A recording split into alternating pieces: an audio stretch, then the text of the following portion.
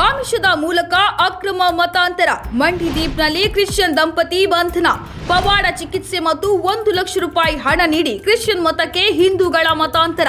VHP ದೂರಿನ ಮೇರೆಗೆ ಮಧ್ಯರಾತ್ರಿಯೇ ಘಟನಾ ಸ್ಥಳಕ್ಕೆ ಪೊಲೀಸ್ ರೈಡ್. Video viral. ಹಿಂದೂಗಳನ್ನ ಕ್ರಿಶ್ಚಿಯನ್ ಧರ್ಮಕ್ಕೆ ಮತಾಂತರವಾಗಲು ಒತ್ತಾಯಿಸಿದ್ದ ಆರೋಪದ ಮೇಲೆ ಮಧ್ಯಪ್ರದೇಶದ ದಂಪತಿಗಳನ್ನ ಪೊಲೀಸರು ಬಂಧಿಸಿದ್ದಾರೆ.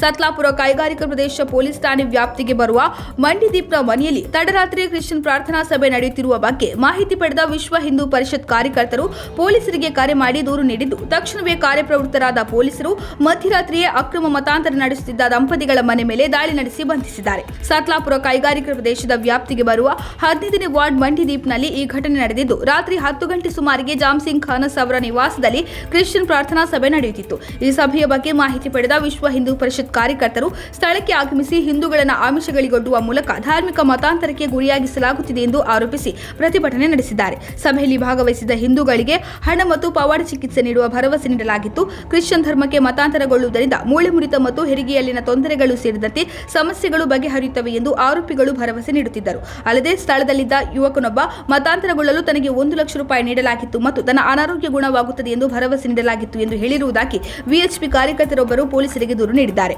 ದೂರು ಸ್ವೀಕರಿಸಿದ ನಂತರ ಸತ್ಲಾಪುರ ಪೊಲೀಸರು ಸ್ಥಳಕ್ಕೆ ತಲುಪಿ ಪರಿಸ್ಥಿತಿಯನ್ನು ನಿಯಂತ್ರಣಕ್ಕೆ ತಂದರು. ಪ್ರಾರ್ಥನಾ ಸಭೆಯಲ್ಲಿ ಹಾಜರಿದ್ದವರನ್ನು ಪ್ರಶ್ನಿಸಿ ಆಯೋಜಕ ಜಾಮ್ಸಿಂಗ್ ಖಾನಸ್ ಅವರನ್ನ ವಿಚಾರಣೆಗಾಗಿ ಪೊಲೀಸ್ ಠಾಣೆಗೆ ಕರೆದೊಯ್ದಿದ್ದಾರೆ. ಮಾಧ್ಯಮಗಳೊಂದಿಗೆ ಮಾತನಾಡಿದ ವಿಎಚ್ಪಿಯ ಭೋಜ್ಪುರ ಜಿಲ್ಲಾ ಸಚಿವ ಸುರೇಂದ್ರ ಕೇರ್, ದಂಪತಿಗಳು ಆಯೋಜಿಸುತ್ತಿರುವ ಮತಾಂತರ ಕಾರ್ಯಕ್ರಮಗಳ ಬಗ್ಗೆ ಮಾಹಿತಿ ಪಡೆಯಲಾಗುತ್ತಿದೆ ಎಂದು ಹೇಳಿದ್ದಾರೆ. ಕಳೆದ ವರ್ಷ ದಂಪತಿಗಳ ಸ್ವಂತ ಮಗ ಮತಾಂತರದ ವಿರುದ್ಧ ದೃಢವಾಗಿ ನಿಂತರು. ನಂತರ ಕಾರ್ಯಕ್ರಮಗಳನ್ನು ಸ್ವಲ್ಪ ಸಮಯದವರೆಗೆ ಸ್ಥಗಿತಗೊಳಿಸಲಾಯಿತು. ಆದಾಗ್ಯೂ ಅವರು ಇತ್ತೀಚೆಗೆ ಮತಾಂತರಗಳನ್ನು ಪುನರಾರಂಭಿಸಿದರು. ವಿಎಚ್ಪಿ ಕಾರ್ಯಕರ್ತರು ಸ್ಥಳಕ್ಕೆ ತಲುಪಿದಾಗ ಹಲವಾರು ಹಿಂದೂಗಳು ಸಭೆಯಲ್ಲಿ ಭಾಗವಹಿಸುತ್ತಿರುವುದು ತಿಳಿದು ಬಂದಿದೆ. ಹಿಂದೂ ಕಾರ್ಯಕರ್ತ ಪ್ರಿನ್ಸ್ ಫಾಟಕ್ ಎಂಬವರು ಈ ಅಕ್ರಮ ಮತಾಂತರ ದಂಧೆಯನ್ನು ಬಹಿರಂಗಪಡಿಸುವ ವಿಡಿಯೋವನ್ನು ಸಾಮಾಜಿಕ ಮಾಧ್ಯಮದಲ್ಲಿ ಹಂಚಿಕೊಂಡಿದ್ದು, ಅದು ಸಾಕಷ್ಟು ವೈರಲ್ ಆಗಿದೆ.